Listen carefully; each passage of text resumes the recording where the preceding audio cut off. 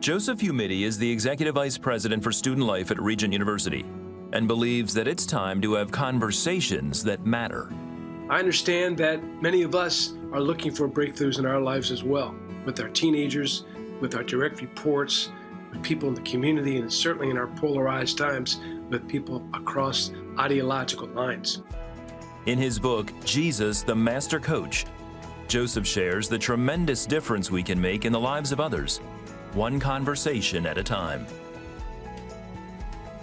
Well, Dr. Joseph Umidi joins us now. And Joe, it's a pleasure to have you on the show. It's an honor. Thank you so much.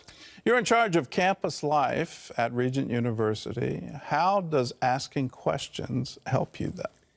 We have a profile of what we call a student that's all in. And the first point is, I am known. John 10:3, the Good Shepherd calls their sheep by their name. So I've trained 1,700 staff over a couple years with the principles of the book to have conversations in which a student feels like somebody knows me.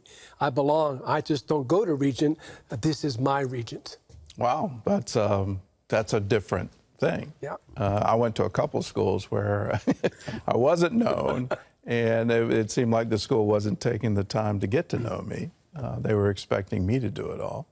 Why is that so life-changing? Well, when you're known, or when people are knowing something about your design, desire, dream, or destiny, so what's your name, what's the meaning of your name, what's your gift mix, what's your purpose, these are things that cause people to stay in the game, in the battle, when going gets rough, to finish their degree, to finish what they committed to do. And a lot of people don't know that, and they go through all their lives. So a good conversation can get there quickly if you're intentional about it. Okay. Well, you say Jesus is the master on this, and you've isolated 100 questions that he asks in the 4 Gospels. We don't have time to go through all of them, but can you tell me, what's your favorite one? What do you think is your favorite, and then what do you think is the most meaningful? So the one I ask anywhere in the world, what question comes to your mind? 80% say, who do men say that I am? It's amazing.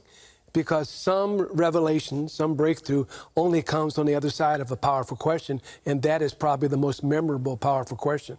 My favorite is Luke 24, when he said, what kind of conversations is this that you're having with one another? Obviously, there's lots of conversations, small talk, shop talk, sports talk. And at the end of that, they said, did not our hearts burn within us while he talked with us on the road? That's my favorite. That's your favorite? Yeah. Because you want to have meaningful conversations. On the Emmaus roads of my life, where I live and work, and I think I wrote the book so that people could actually put that into practice every day if they were intentional about it. How do you get intentional with it? Well, you have to prepare yourself in the morning, is what I do. Lord, here am I, send me. I take off my preferred people glasses. Whomever I get that I'm going to be interacting with, I want to listen to what really matters, ask more and tell less, and look for the fire that would cause them to say, I don't know what it is about you, but when you're around me and when you're talking to me, I feel something special. My heart is strangely warmed. So that's what I want to see, a movement of people that can do that at home, at work, or at church. Okay. You've broken out the questions in helping people organize. You know, what are the different categories of questions? There's not just one type. There's, you've isolated 4 types. So give me an example of a revelation question. So revelation question would be that which brings out an aha, an awareness, a new perspective. So typically people have like 2 ways of looking at something, and they're both a lose-lose. But when you begin, are there any other ways you could look at this? From when you're 95 years old, how would you want to look at it then? Or if you were in the other person's shoes, or how would God be honored for you to take another perspective? That can reveal options that weren't there, maybe up to 5 to 7, that give people more choices, more hope, and more creativity in how they're dealing with situations. And my favorite on that one would be out of Luke 10, where who was the neighbor? Yes. You know, yes. Instead of asking who is my neighbor, ask, am I the neighbor? And who is the neighbor? That's good. In the Samaritan, it was a complete, let's turn this on its head. That's amazing. And it's a revelation that the commandment applies to you. Yeah. This is what you're supposed to. Are you loving your neighbor? Are you the neighbor? I think the content that I've studied all my life, he's the master teacher, is really amazing. But now studying the master coach and looking at the questions, I'm getting more insight, more revelation, more illumination, because I'm seeing things in the content that weren't there when I only studied the content. Well, what's an example of an open question? That's another category you've said. Well, the best, easiest one is tell me more about that, or what do you think about, and you're giving permission if they want to go there. They may not want to, but if they want, you've opened the door, they can walk through it. And an open question creates a dialogue. Closed questions, usually, yep, no, I don't know. And if you're just opening up your teenager or your staff member to really begin, and you start a whole bunch of closed questions, it can shut it down in a hurry.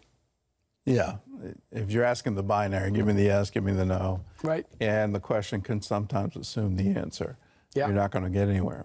Well, why do open questions open people? Well, what happens is there's a process, I believe, of thinking, reflecting, and engaging. In fact, there's so many people that are verbal processors, like Adam in the garden. I don't think Adam really knew what he thought, felt, or believed until he explained. God knew where he was, what he had done, but God said, where are you? An open question. And so by the time he got done explaining, he dug himself into a hole. Right. But he got the revelation by the process of an open question. Yeah, God knew where he was. And still he's asking, where are you? So that Adam would realize what had just happened. What about the ownership questions? And why is ownership so important?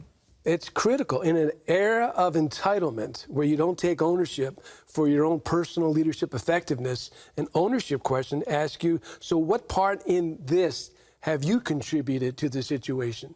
Because even if it's only 1%, you've got to go there. Otherwise, it's the blame game and us versus them. So ownership is critical in this age of demonizing everybody else.